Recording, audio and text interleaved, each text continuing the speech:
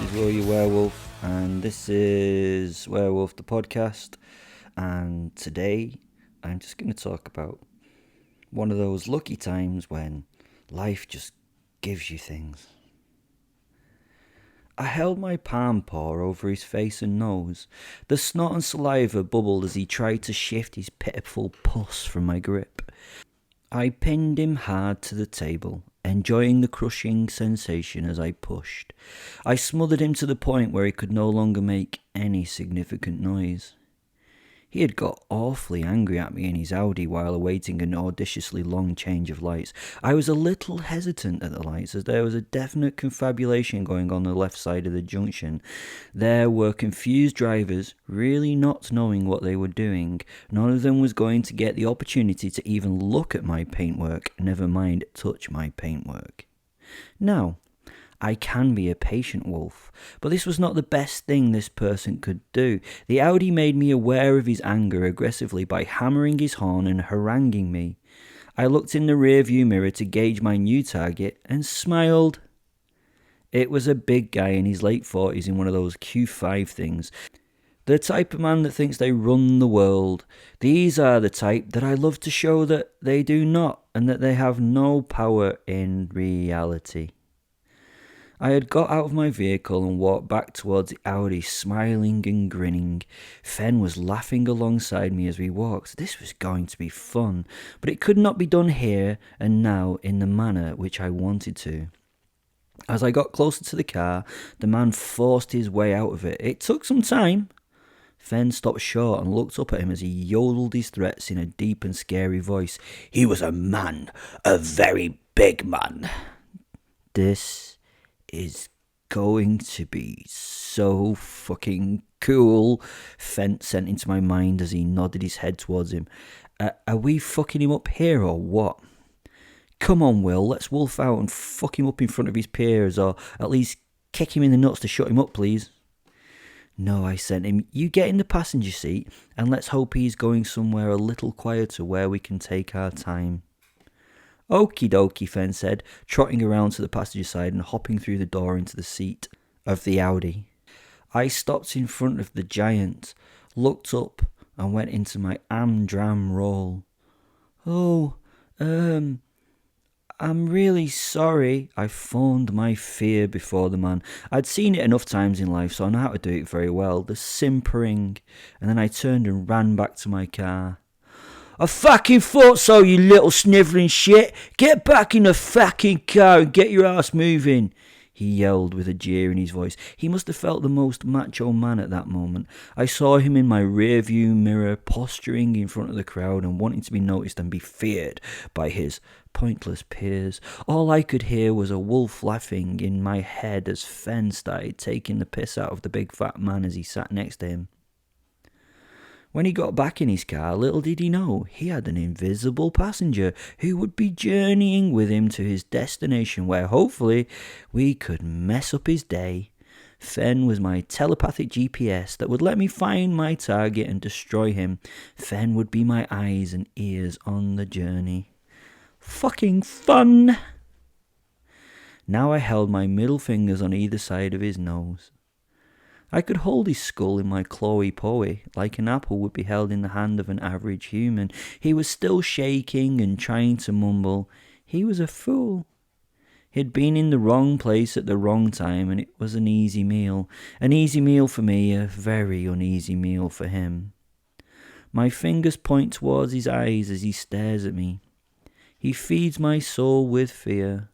No, not fear, it was a pleasurable terror that he gave me, much more than fear. The dumps of hormones and the electrical activity in his head are all in overload. It is just the way I like it. Art can be so variable in its outcome. I start to imagine the claw of my pinky finger growing, which it does. Slowly, first extending, then going under the skin of his jawline, tearing and reaching under the flesh.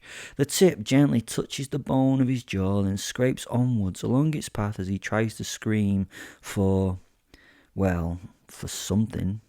Not crying for help. To get the notice of others, but just to scream his pain in an audible form. Oh, the sound is quite beautiful, and I play with it by twisting and turning my finger in the wound. I pushed my hand yet harder into his face, palm over his mouth to smother him some more. I enjoyed the crushing defeat that I could give this thing. He could not fight me. He was lost. He could no longer even emit a yell or cry. He bubbled in a pathetic manner below my hand. Life was so good. Well, for some of us. I held on, muffling the noise and trying not to squash the pathetic brain boxes humans have as skulls. They're really easily broken if you're not careful. He shook his head, trying to dislodge my hand, but he couldn't fight it. I was a bit lost and a bit excited that he had not lost hope yet. That would come. I wanted him to break his spirit. He would provide a meal for my ego as well for my body. I held his head securely as the acute pain of the incision stopped for the man. I stopped my worrying of his facial wound so he could get a moment of relief before I began again on this journey. As I held him there, I kept staring into his eyes. They were the windows to what was happening in that mind of his. It was where I saw the pain rise and fall as I worked. So much comes from the eyes, and you learn through experience how to work a person's thresholds by using them as a gauge. Sometimes I remove those eyes and work on feel, but that can spoil the fun, so I keep the eyes for my use more often than not. I looked deeper into his lost soul. He was ready for more pain after his mind had settled. He had dealt with the pain of the injury and now had to deal with the pain of the lack of knowledge as to if and when it would start again. Was mental pain worse than physical pain, or vice versa? Or was it the same? I now imagined the claw of my ring finger starting to grow and extend. It grew from the finger slowly and made its way to the man's eye socket rim. I shifted his focus from my eyes to the extending claw by just looking in its direction. He started to try and remove his head away from the extending tip. I just snarled and smiled inside, holding him firmly. He could do nothing, and I could do anything. The pointed talon slowly entered the eye socket. First the tip touched the skin of the bottom eyelid, then it started to push the eyelid over the surface of the eye itself, initially closing it. Then, still growing, the tip slowly pierced the eyelid and touched the white of the eyeball. It's hard to puncture or penetrate an eyeball. Even using a sharp surgical scalpel takes a lot of pressure to do any cutting. He was trying to scream through my hand that I pressed on his mouth. He wriggled like the hooked maggot that he was. The talons of my claws hooked that little grub. The sclera is tough, so it took a lot more pressure before the eyeball gave in and burst in a satisfying gush. The aqueous humour split from the now deflated sphere onto his cheek. Clear, jelly-like, viscous liquid ran down his prominent cheekbone. The joy of it rang in my dark soul.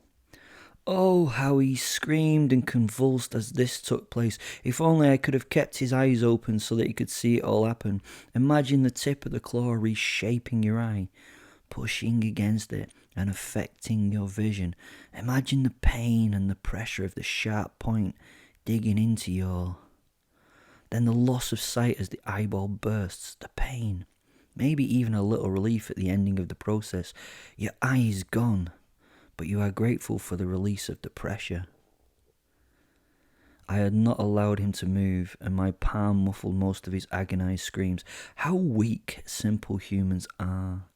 His whole body tensed and shook at this treatment, and he wrenched his arm from its fixed position on the table. The large nail that had been holding his limbs solid stayed fixed in the wood, while remnants of skin and tegument connected the nail to the torn-out hole in the freshly freed limb. The image condensed in my mind as it formed in perfect beauty in my view. I was silenced and stunned for a moment as it happened. He grabbed the thick pelt of my arm with his damaged right hand and tried to pull it from his face. I shook him. The point of my claw moved in the now destroyed eye and its socket with his frantic movements, and he went limp. Fuck. At first I thought he'd died, then I realised that he'd just passed out from the pain. It was okay. He would wake soon, I could then continue. I'd not ruined it. Thank fuck. That would have been such a shame. It's far too easy to kill people, you know. I need to be so much more careful in life. As he, Slept, I re-nailed his hand to the table so that he could not get it free again when he woke. I sat back and watched and waited. Oh, by the way, some advice on nailing people to things. Please don't do it actually through the hands. They're a bit too delicate and teary. They can be easily torn off the nails by someone struggling. I like to go in the wrist at the base of the hand into the meaty structure there. Sometimes you nick the blood vessels, but if you are careful and stay to the inside of the wrist, then you get an excellent spot to nail a person down. Sometimes it annoys me how hard it is to have fun with people. My posit left my body for a moment. Fen sat next to me on the floor, me the human and him the wolf part of me. We shared our thoughts on things. We discussed what we would like for our evening meal that day. He got to taste the food I ate as though he ate it himself, and he had a thing for Mexican food at the moment. We were, well, into our Deliveroo order when, with a forced intake of breath, the spread-eagled man on the table woke. He coughed up some mucus and blood and turned his head to vomit on the table and the floor. "Help me! Help me!" he breathed to an unseen, uncaring, and non-existent audience. I was sitting naked on the ground, my back to the wall opposite him, a cheerful smile on my blood-stained face. With painful difficulty, he opened his unbroken eye and met mine. I gave him a little wave. I had to laugh at how good I felt that he did not throw up on my feet. "Welcome back," I said. My posit snarled and I stood up before him, very naked, very bloody, and very unashamed. He begged me to be released. I smiled and shook my head. "What, and spoil this fun we're having? Why on earth would I do that, my friend?" I walked towards him and started to soak up my posit again, changing back to the wolfman form I loved so much. Oh, and by the way, this is not the painful flopping about that we see in the crappy films. The posit seems to leap into me, and I've changed. It kind of turns into a fog and soaks in through my skin. Not worth the expensive special effects that are often employed in these mega $1,000,000 movies. I change in a manner that is not that photogenic or made for films. I wish it was a bit more dramatic, to be honest. The man looked up at me and asked, "What are you?" I laughed, a now guttural and good-natured laugh. He cringed back as far as he could into the table and, through bloody saliva, said, "What do you want from me?" I allowed my head to resume its human shape so I could talk to him. "To be honest, Mr. Bond, I just want you to die." That's not true. I just want to kill you and do that in a long, drawn-out, tortured kind of way that, is fun. What have I done?" he asked. "Well, you've all done some shit that's not nice, I guess, in the eyes of your God, so he is punishing you by letting me do this shit to you, or something. You must have been a very sinful boy at some time. Like to play with yourself, did you? Or maybe you've not done something fucked up and horrible, but you will someday. So God is, getting his work done pre-sin, so that's my excuse for what I do, really," I replied. "What did your father do so evil that he passed his sins on to you to suffer for?" Mwahaha! I went into full thespian mode as I began my Shakespeare-like speech. "God sent me to punish the unrighteous amongst his people, to rid the world of sinners. An Old Testament God is he." In a more matter-of-fact manner, I then told the truth. Well, the fact is that I do not really need an excuse for what I do. I just do it because I like it, really. It's fun. I kind of get off on it. He then dropped his head and cried. Tears sprang from his eye. Snot leaked from his nose. As the werewolf, I am God, and I am going to crush these insignificant creatures for no other reason than it feels terrific. No God can tell me what to do. I am the one. Spot the Highlander quote right there, please. I walked to the table, flexing my hands into fists, ready to finish the work that I started. I'm an artist when it comes to this shit. Also, I was getting bored and a bit hungry, and sometimes you have to eat.